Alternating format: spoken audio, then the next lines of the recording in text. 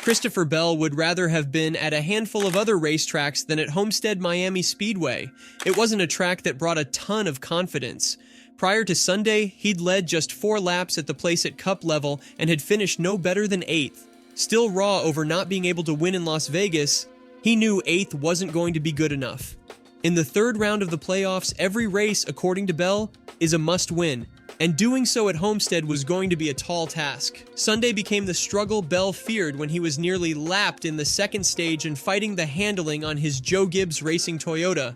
But he muscled his way to the front and into victory lane after the team worked on his car and track position started to come his way.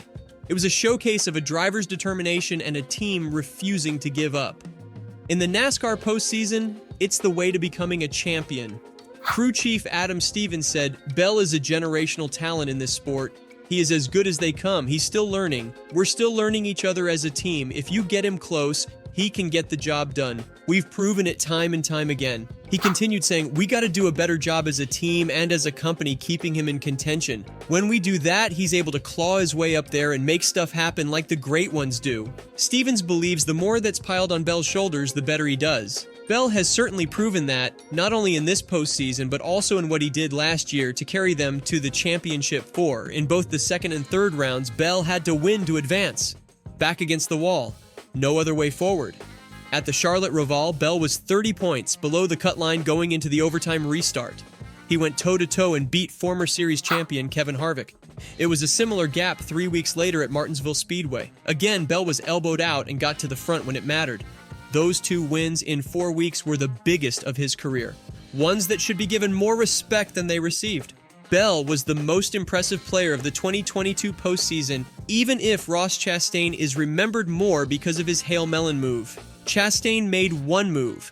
Bell continually rose to the occasion, and in this format, embracing the pressure and finding ways to succeed are important. A strong regular season is great, but what really matters is 10 races. What really matters is what happens in the 3 race rounds and that one race winner-take-all finale. In 3 postseason appearances, Bell has qualified for the championship race twice.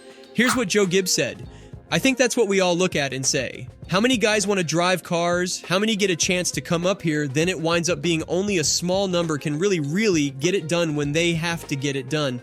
It's so hard sometimes. We were just throwing him into racetracks. He and Adam were able to work through all that. Then he comes back the 2nd year, kind of gets his feet on the ground, takes off." Joe Gibbs continued by saying, "The great thing there is how young he is. I think Adam said it. I think Adam has done a great job of bringing him along. I think he's got great confidence in Adam. That certainly helps. I told him we'll put a saddle on Christopher and ride him for 20 years. Bell could be the newest NASCAR Cup Series champion in 2 weeks, or he'll be left to try again next year. Either way, what he has already shown is that he's capable of being a contender and someone who can be counted on to be great when the most important time of year comes. I would rather be the regular season champion and be able to cruise in on points," Bell said of his come-from-behind success. "In Phoenix, I would rather have a 5-second lead and just cruise. I don't want to have to be put in those positions, but I do live for those moments. I love being great, or trying to be great, I should say. Yeah, I love it." What did you think of Bell's dramatic playoff wins? What other drivers have impressed you with their performance under pressure? Let me know in the comments.